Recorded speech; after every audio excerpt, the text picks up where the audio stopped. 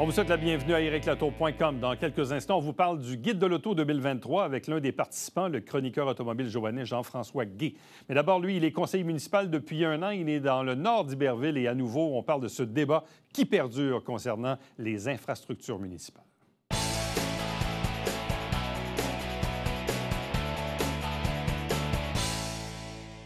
On poursuit notre tournée d'entrevues avec les conseillers et les conseillères de la Ville de Saint-Jean-sur-Richelieu. Parlons des enjeux de quartier, entre autres. On est un an après les élections. Il y a quand même beaucoup de nouveaux élus.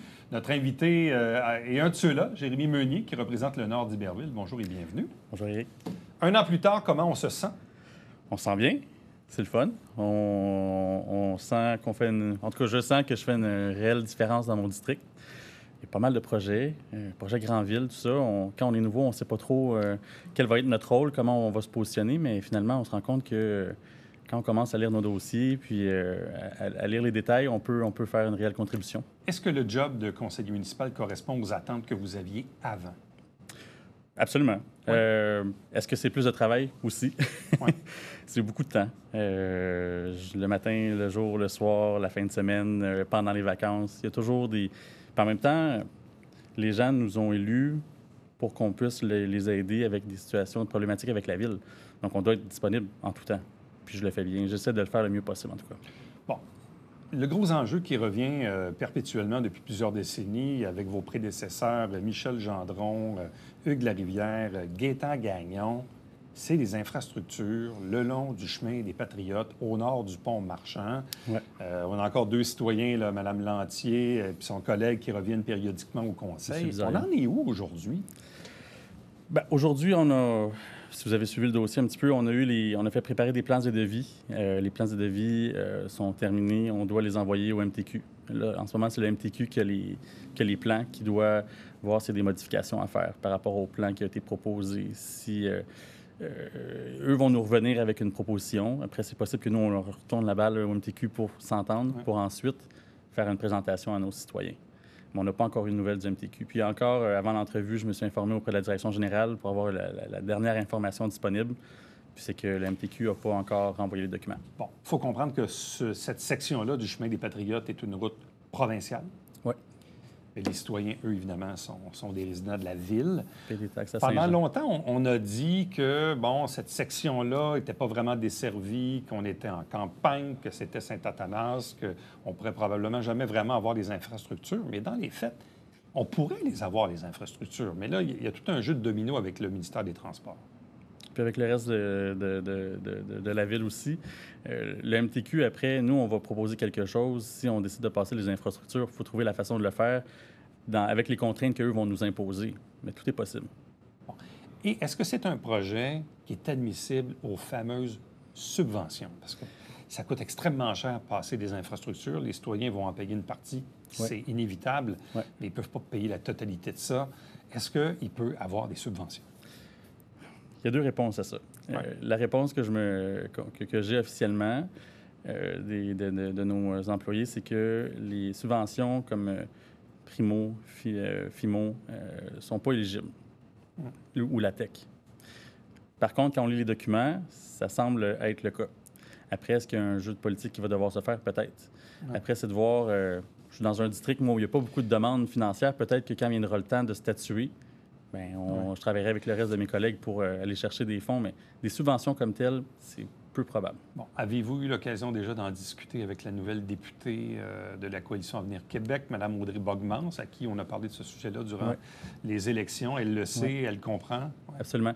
J'ai parlé à Audrey, même que quand je l'ai félicitée, c'est le premier point que je lui ai apporté. Puis je vais même souper avec elle cette semaine, donc on va avoir la chance d'en s'en reparler. C'est sûr que c'est le premier point en importance. Mais là, la prochaine étape, c'est que le ministère des Transports vous revienne. Exactement. Pour qu'ensuite, vous puissiez consulter les citoyens? Qu'on puisse les consulter. En fait, c'est qu'on va les informer. C'est davantage les informer que les consulter. On va dire, bon, ben vous venez à la rencontre d'information, on vous explique le projet. Les gens vont repartir avec une enveloppe pour leur adresse qui va inclure là, les montants. C'est-à-dire le montant, s'ils payent d'une façon, s'ils payent sur un nombre d'années avec la ville là, sur leur compte de taxes. Est-ce que vous cherchez à obtenir l'acceptabilité d'une majorité de citoyens, de le faire via référendum ou non? Bref, de quelle façon allez-vous aller chercher cette information-là, savoir si une majorité, un peu comme quand on asphalte une rue, Exactement. on essaie de voir si majoritairement les gens sont d'accord à payer? C'est ça. Les gens qui vont se présenter, on va leur remettre l'enveloppe avec les coûts, mais aussi avec un formulaire de réponse pour nous dire si eux veulent aller de l'avant avec le projet. Ça touche combien de propriétés? J'ai pas le chiffre 80, exact, là. Ça? Combien? 80 ou 200? Je pense c'est plus comme 500. 500, OK, c'est beaucoup, là. C'est beaucoup. On est une ville de 100 000. Ouais. On est une ville de 100 000, puis il y a des gens qui pourraient avoir accès à l'eau potable. On leur fournit pas l'eau potable. Mais moi, ce qui me renverse toujours un peu, puis... C'est pas normal, là. C'est pas normal que ces gens-là soient obligés d'acheter de l'eau, qu'ils ont des enjeux même pour la lessive, parce que l'eau est pas belle. Il y a des problèmes de puits. Il y en a qui doivent réinvestir sur leur puits, puis là, ils attendent à savoir s'ils remettent de l'argent là-dessus ou pas. Et l'autre côté de la médaille, il y a des gens qui ont de l'eau de qualité de leur puits, qui ont des terrains, des très grands terrains, mais peut-être une petite maison avec des petits revenus. Ouais. C'est pas tout le monde qui a les moyens de payer. On les connaît pas, les chiffres. Je pourrais lancer des chiffres en l'air, mais disons... On les connaît pas vraiment. Mettons qu'on dit 40 000, là, bon, c'est pas tout le monde qui a les moyens de se payer des infras 40 000. C'est normal qu'il y ait des gens qui vont s'opposer au projet. Après, c'est de faire la part des choses, c'est de bien l'expliquer aussi pendant la séance d'information, les pour, les contre, mais en tout cas, au moins leur expliquer tous les coûts que ça implique s'ils ne le font pas. Là. Bon, autre sujet qui est un peu limitrophe à votre district, c'est le fameux pont des trains. C'est pas loin de chez vous, d'ailleurs. Oui, c'est... Le fameux pont des trains, là, qui a à peu près 3 mètres de dégagement, où il y a à peu près, je dis 10, mais ça doit être... je ne sais pas combien il y a de véhicules qui s'accrochent là dans l'année. Bien, cette semaine, 2. Puis au moins une vingtaine qui ont reviré dans ma cour ou dans la cour de mon voisin. Là. Mais là, je me dis, c'est incroyable. Il y a des lumières, il y a des chaînes, il y a des panneaux. Ça va prendre un homme sandwich? Je sais pas. Comment que les gens ils font pour pas voir que là... Bon, moi, ce que je peux vous dire, c'est que depuis que je suis en poste, ça a été quelque chose que j'ai ramené souvent au caucus. Ce qu'on a fait récemment, pendant la période de déménagement, on a mis des arrêts temporaires. Parce qu'on sait qu'au 1er juillet, souvent, pendant la même journée du 1er juillet, il y a 2-3 camions qui vont frapper le pont. Là, on avait fait installer des arrêts temporaires. Ça a fonctionné. Il y a à peu près un mois et demi, il y a un camion d'une entreprise locale qui a l'habitude de passer par là, qui a arraché sa nacelle à 6h moins quart le matin. Mais quelqu'un qui ne devait pas, normalement... ça n'aurait pas dû arriver. Suite à ça, j'ai parlé avec la direction générale, j'ai demandé à mes collègues la permission de mettre des arrêts temporaires, mais jusqu'à temps que la neige arrive. Donc, on a mis des arrêts au coin de la 10e, puis au coin de la 12e cette fois-ci, avec des affiches le pont bas. Puis suite à ça, il n'y a pas eu aucun camion qui a pogné le pont, qui a frappé le pont-train. Donc, ça semble fonctionner. Aussi, l'arrêt sur le coin de la 12e avenue, j'ai eu beaucoup d'échos positifs parce que la 12e avenue, pour s'engager sur la première rue aux heures de pointe, c'est hyper difficile. L'arrêt venait régler ce problème-là. Au niveau du son aussi, ça diminuait le son là, parce que ça diminuait la vitesse. Il n'y a pas d'autre alternative pour ça? On ne peut pas creuser plus? Je veux dire, il n'y a pas quelque chose qu'on peut faire pour améliorer ça? Il y a les infras qui passent sous la chaussée. Mais moi, ce que je constate, c'est que quand même, avec les arrêts, il n'y a pas eu de camions qui ont frappé le pont-train. Est-ce qu'on pourrait le laisser de façon permanente? On va voir. De toute façon, cet hiver, on oublie ça. Mais si ça se fait, ça peut-être au printemps. Il y a un comité de circulation. Mes collègues vont devoir se pencher sur la question, mais moi, je souhaiterais qu'il y ait des arrêts de façon permanente sur le coin de la 10e, sur le coin de la 12e. Bon. Visiblement, il est drôlement solide parce qu'avec le nombre de fois qu'il s'est fait cogner dessus, est-ce que vous l'entendez de chez vous quand ça arrive? À chaque fois, moi, je suis le premier sorti avec mon manteau, mes bottes, ma pelle, ma brosse. C'est moi qui vais nettoyer. Je suis voisin. C'est niaiseux, mais c'est ça. Puis je veux dire, je me prends en photo, je pourrais vous... Tu sais, les statistiques, je les connais. Là. Ils sont pas bonnes, les statistiques. Mais une chose qu'on a faite aussi, parce que juste pour continuer dans cette ligne de pensée-là, au dernier conseil, on a adopté on a fait un avis de motion pour la hauteur maximale. Donc, avec une nouvelle amende qui est de 1 000 $. Donc, le problème, moi, ce que je disais à mes collègues, c'est que c'est plate que je doive être là pour aider quand il y a des accidents, appeler la police, tout ça, faire le ménage.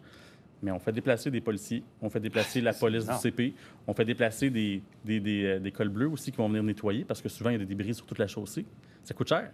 Mais là, au moins, quand le camion va frapper, la police va avoir un outil de plus dans son coffre à outils. On va avoir la réglementation pour donner une amende de 1 000 $ au camion qui frappe le pont-train. Autre enjeu dans votre district?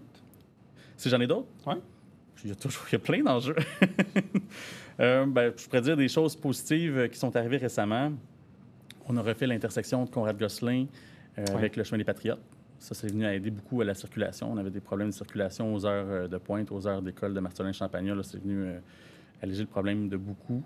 Un autre enjeu qu'on a qui n'est pas encore réglé, c'est l'histoire du boisé Bella, le parc Bella. Ouais. J'y travaille.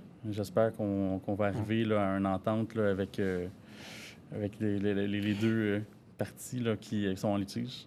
Bon, dans les dossiers Grande Ville, deux choses dont je voulais vous parler. D'abord, je vous ai senti que vous êtes intervenu dans le dossier du maintien du parc canin au parc Goyette à Iberville. C'est pas dans votre district, mais bon, je sais que vous avez un chien. Puis je vous ai senti très sensible à l'égard de ce dossier-là, parce que certains disent « Ouais, mais bon, les gens ont monté une pétition à 60. Oui, mais c'est parce qu'il y a une pétition de 500 à l'autre côté. » Là. Et vous l'avez évoqué à votre tour de table. Oui, en 2 semaines. En quoi, pour vous, c'est important qu'on maintienne... Bien, pour moi, surtout pendant la pandémie, puis même pendant la campagne électorale, on n'a pas vraiment des statistiques officielles, mais à peu près une maison sur 2 a un chien à la maison, ou presque. Ouais. C'est ce qu'on constatait. Un parc canin, là, c'est essentiel. C'est essentiel pour les chiens, mais aussi pour les maîtres. Ils ont besoin d'avoir un espace où leurs chiens peuvent socialiser pour éviter d'avoir des chiens qui peuvent être dangereux ou qui pourraient faire des dommages dans la maison. On a besoin d'un espace. S'il n'y a pas de parc canin, les gens vont quand même sortir avec leurs chiens, mais ils vont aller dans un parc de balles, ils vont aller dans un terrain de soccer, ils vont aller ailleurs pour faire courir les chiens. Là. Et l'autre dossier, Grande Ville, évidemment, je pose la même question à tous vos collègues. L'avenir des golfs, en général, on va dévoiler les résultats du sondage dans quelques jours. Bref, à quelle enseigne logez-vous dans cette affaire-là? Statu quo, développement, parc nature, jusqu'à combien vous êtes prêts à mettre pour qu'on achète ça? Bref, c'est quoi votre vision de l'affaire? Ma vision est assez simple. J'ai pas d'eau potable sur le chemin des Patriotes. Ouais. Je pense qu'il y a des priorités. Si on a de l'argent à dépenser, de l'argent des contribuables, pour moi, c'est important qu'on y aille avec ce qui est le plus important. J'ai pas envie que ça nous coûte cher. Si le golf, c'est acceptable socialement, les gens veulent aller de l'avant avec ça. Pour moi, le critère numéro 1, c'est l'acceptabilité sociale. Donc, moi, je n'irai pas de l'avant si c'est pas ce que les gens du secteur, mais aussi de la grande ville souhaitent. Puis si ça coûte cher pour la ville, moi, personnellement, j'ai des besoins dans le district 3, puis j'aimerais qu'on y réponde aussi. On ne peut pas faire tous nos investissements dans le secteur Saint-Luc quand du côté d'Iberville, du côté de Saint-Athanas, on a des besoins criants aussi. Un peu comme votre collègue Godette dans Saint-Edmond qui dit qu'il y a de l'eau dans les sous-sols. Là. On veut de l'équité entre les différents districts. Donc, les gens de mon district payent autant de taxes que les autres districts. Là. Donc, ils s'attendent à avoir un retour également. C'est important qu'on soit équitable entre les districts, à mon avis. OK. Donc, ça va faire l'objet de bonnes discussions et de bons débats dans les semaines et les mois à venir. Définitivement.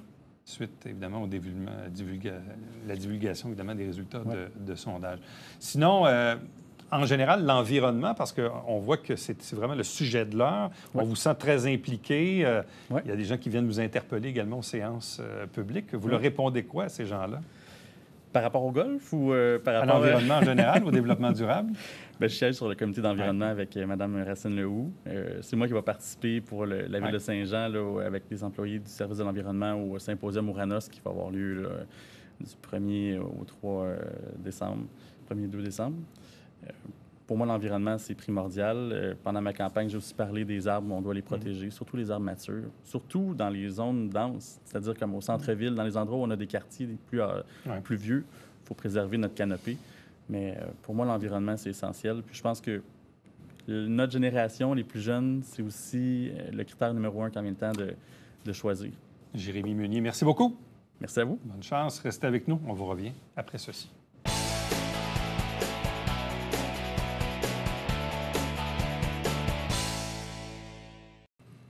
Salut, ici Alexandre Baudouin. Et François Trépanier. François, cette semaine à Sport Express. Coach Alex Surprenant, coordonnateur offensif des Stayers de Concordia, est avec nous. On jase de foot. Il est-tu bon, lui? Il est très bon. Manquez pas ça.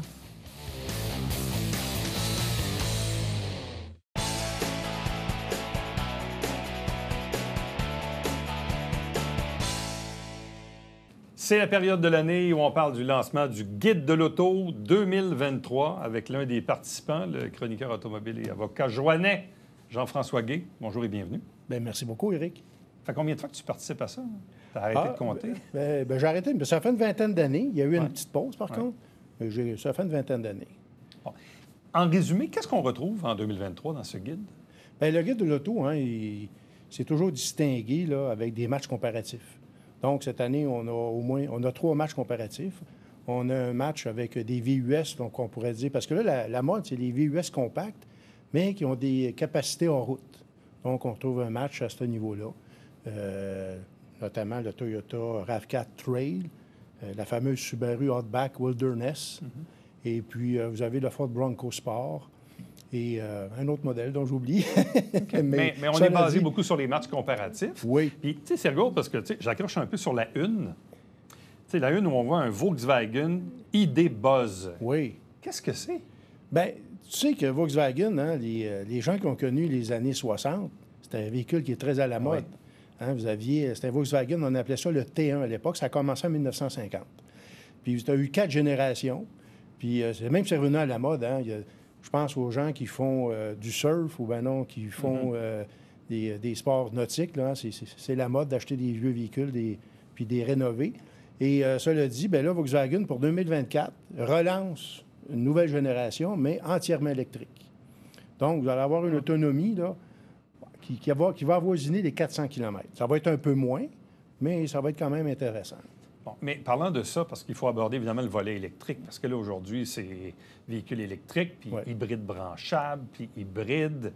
Bref, puis les consommateurs aujourd'hui sont confrontés à ça, parce que là, les gens vont peut-être aller au salon de l'auto au mois de janvier, ils vont acheter le guide de l'auto, les gens qui doivent changer, bon, qu'est-ce qu'on fait là?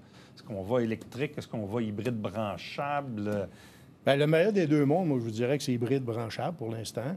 Véhicule électrique, bien, vous savez, avec la pénurie des pièces, pénurie de toutes sortes de matières, bien, c'est sûr que les délais de livraison, on parle facilement d'1 an, 2 ans, certains modèles, et même plus hein, pour des voitures, des modèles un peu particuliers. Mais cela dit, moi, tu sais, j'ai toujours certaines hésitations avec les véhicules électriques. Je te le dis à toutes les fois que je viens de voir. Et puis, je pense qu'on a eu peut-être un peu la preuve de ça, je pense au mois d'août, septembre, en Californie, où le gouverneur Newsom a voté un projet de loi pour que tous les véhicules soient entièrement électriques, émission zéro, en 2035. Et la semaine d'après, il demande aux gens qui ont des véhicules électriques de ne pas brancher leur véhicule parce que le réseau électrique californien est désuet, puis ils ne fournissaient pas la demande parce qu'ils ont eu une grosse vague de chaleur au mois d'août. 2035, c'est quand même proche, là. On parle de même pas 15 ans, hein? Moins de 15 12 ans même. Donc, je vous dirais, là, il va falloir que tout le monde s'ajuste, puis ça va prendre des gros investissements, je pense, de part et d'autre. Mais tous les manufacturiers offrent maintenant du électrique ou du branchable. Tout le monde s'en vient un peu là-dedans. Oui, tout le monde s'en va là-dessus. On ne peut pas dire que c'est une mode, là. C'est vraiment là pour perdurer. Mais de là à dire que, moi, les moteurs thermiques, comme on connaît actuellement, ont plus d'avenir, moi, je mets un petit bémol là-dessus parce que je pense qu'il y a encore des progrès à faire à ce niveau-là. Tout est une question... il y a les délais, évidemment. Moi-même, j'ai mis mon nom sur une liste. Je ne sais pas à quel moment j'aurai mon véhicule, mais il y a des fois, je me demande même si je devrais garder cette commande-là. Je vais commander un véhicule électrique, mais je m'interroge toujours sur la capacité. Moi, je vais souvent à Québec pour voir la belle famille. Là, je me dis, en plein mois de janvier, là, je vais-tu avoir au moins 280 km d'autonomie pour me rendre? Je ne suis pas sûr. Non, c'est sûr. S'il fait moins 20, je te dirais que non. Puis il va falloir probablement que tu te rebranches sur la 20 ou sur l'autoroute 40, puis en espérant qu'il n'y ait pas trop de monde qui fasse la même chose. Ça, c'est l'autre affaire. L'autre jour, j'arrête au Madrid. Hey, je dis, waouh, il y a beaucoup de bornes. Elles étaient toutes occupées. Puis il faut être patient. J'en ai un véhicule électrique cette semaine à l'essai, un Volvo C40. Et là, il y a une nouvelle borne qui a été installée à Saint-Jean, là, une 100 kWh, puis une 50 kWh. À quel endroit? Ça, c'est à l'hôtel Qualité Inn. Donc, ça, c'est intéressant. C'est sûr que ça coûte quand même, c'est pas donné, là, c'est 12 $ et quelques pour la 50 kWh. Ça, c'est à l'heure. Mais disons que dans une heure, tu peux recharger beaucoup. Tu as une 100 kWh aussi. Ça coûte un petit peu plus cher, c'est 15 $ et quelques sous de l'heure. Mais cela dit, ce qui est intéressant, c'est qu'il y a des 350 kWh qui s'en viennent. Ça va recharger, là, je te dirais, une dizaine de minutes. Mais il faut que le véhicule ait les capacités pour accepter toute cette énergie-là. Parce que tu sais que les véhicules électriques, que tu te branches sur une 50, une 100 kWh, une 160, une 125, peu importe, jusqu'à 350. Je sais qu'il y en a 2 à Magog, en passant, quand tu t'en vas dans l'Estrie. Et c'est le véhicule qui va ajuster sa capacité en fonction de la borne. Donc, les véhicules sont intelligents, là, entre guillemets. Là. Bon, outre les véhicules électriques, ta propre participation au guide, c'est quoi, une vingtaine de véhicules? Une dizaine de véhicules? Une dizaine de véhicules. Je te dirais, là, des véhicules... Ben, l'Aston Martin DBX, une Chevrolet Malibu, tiens, c'est toujours en production. J'ai essayé des Mercedes, Subaru Impreza, qui a été changé là, pour 2024, tu vois. Au Salon de l'Auto de Los Angeles, qui a eu lieu il y a quelques semaines, la semaine dernière, on pourrait dire même, Subaru a dévoilé la nouvelle Impreza 2024. Mais on n'avait pas cette information-là il y a quelques mois. Donc, on savait par contre qu'il y avait une nouvelle génération qui s'en venait. Ouais. OK. Qu'est-ce qu'on retrouve également, mis à part les matchs, puis bon, évidemment, c'est toujours trié par manufacturier, mais est-ce qu'il y a des surprises? Est-ce qu'il y a des nouveaux modèles? Est-ce qu'il y a des trucs intéressants? Bien, tantôt, on parlait de matchs comparatifs. Vous avez un match de sportive, hein? Je pense à des berlines, des bombinettes, je pense, là, Subaru NW, RX, Volkswagen Jetta GLI, puis un match de véhicules électriques. Donc, je vous dirais les trois vedettes actuellement, là, au niveau des électriques, on pense à la Hyundai Ioniq 5. Et bientôt la 6. Ouais. Oui, la 6, qui est une berline. Et le Kia EV6 avec la Mustang Mach-E. Donc, on a un match par rapport à ça. Puis on a les meilleurs achats. Les meilleurs achats, ça devient intéressant parce que les gens, là, on s'entend, on parle beaucoup de voitures électriques, mais il faut savoir que c'est pas donné, des voitures électriques. Puis il y a quand même les gens, la plupart des gens, moi, je te dirais, leur budget est plus serré qu'il était avec l'inflation. Oui, il y a beaucoup de gens qui regardent aussi des voitures abordables. Puis des voitures abordables, malheureusement, il n'y a plus beaucoup sur le marché. Tu sais, je pense à une Honda Civic, qui il y a à peine 2-3 ans, on pouvait en avoir une à 16-17 000 à peu près, là, un modèle d'entrée de gamme, boîte manuelle LX. Mais là, il n'y a rien en bas de 26 25 000. Donc,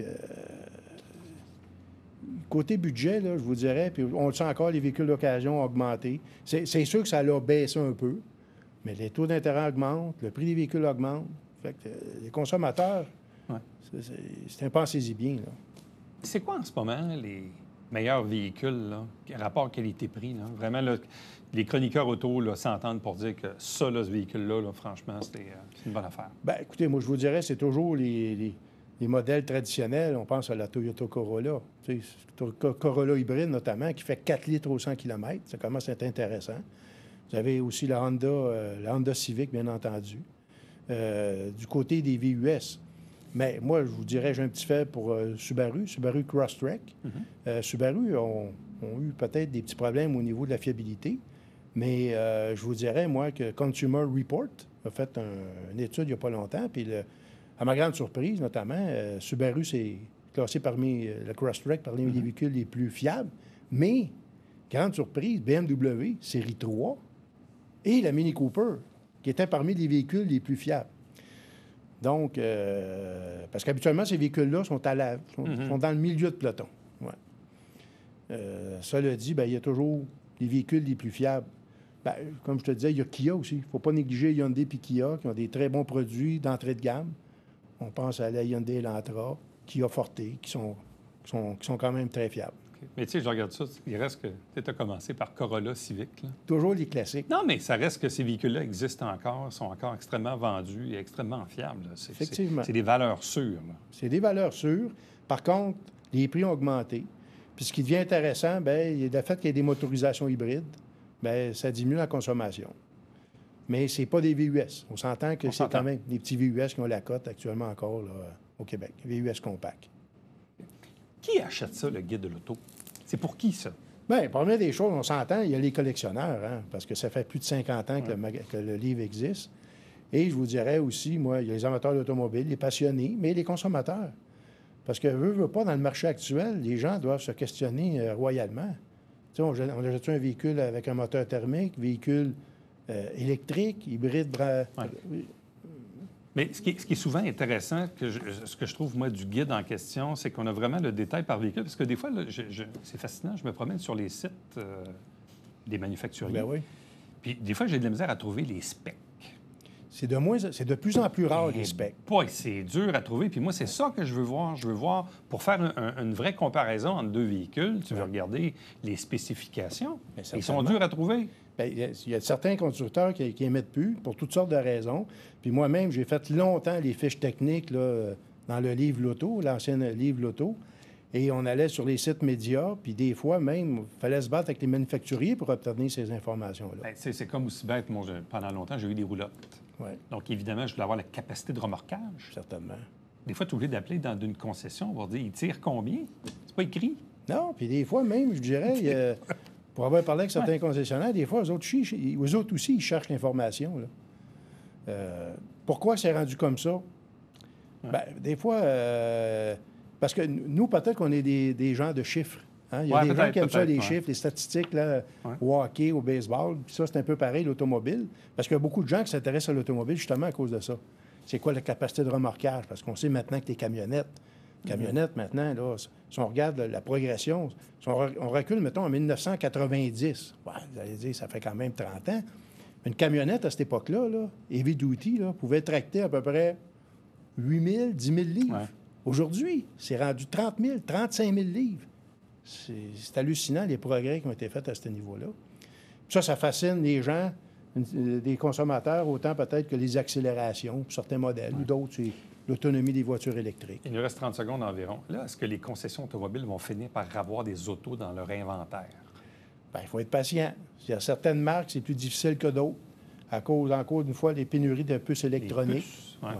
Mais là, les Américains sont en train de mettre l'épaule à la roue pour éventuellement en produire, mais bâtir des usines comme ça prend du temps. Puis, étant donné que c'est de l'équipement très sophistiqué aussi, là. Donc, il va falloir être patient. Des marques, je vois des marques comme Volvo, même Hyundai, qui semblent avoir beaucoup d'inventaire. C'est vrai. D'autres marques, Nissan, Toyota, c'est un peu plus Honda, c'est difficile, il y en a moins. Chez Ford aussi. Chez Ford aussi, là, certains modèles. C'est comme si... c'est... Mais Toyota commence à avoir des problèmes, parce qu'eux, ils avaient prévu le coup. Hein. Ils avaient emmagasiné des pièces, mais il n'y en a plus. Là. Jean-François Guay, donc l'un des auteurs de ce guide de l'auto 2023. Merci beaucoup, Jean-François. Ça fait plaisir.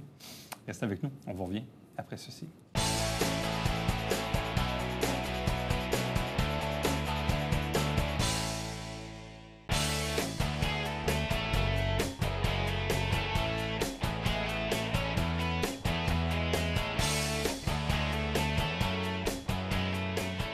Les producteurs de lait de la Montérégie ont versé un don de 9 500 $ pour le maintien des travailleurs de rang. Vous savez que c'est important, pénurie de main-d'œuvre, donc les producteurs font leur bout de chemin pour aider ces gens-là, bien sûr. Nous, on se fixe rendez-vous demain pour ericlatour.com. Bye-bye.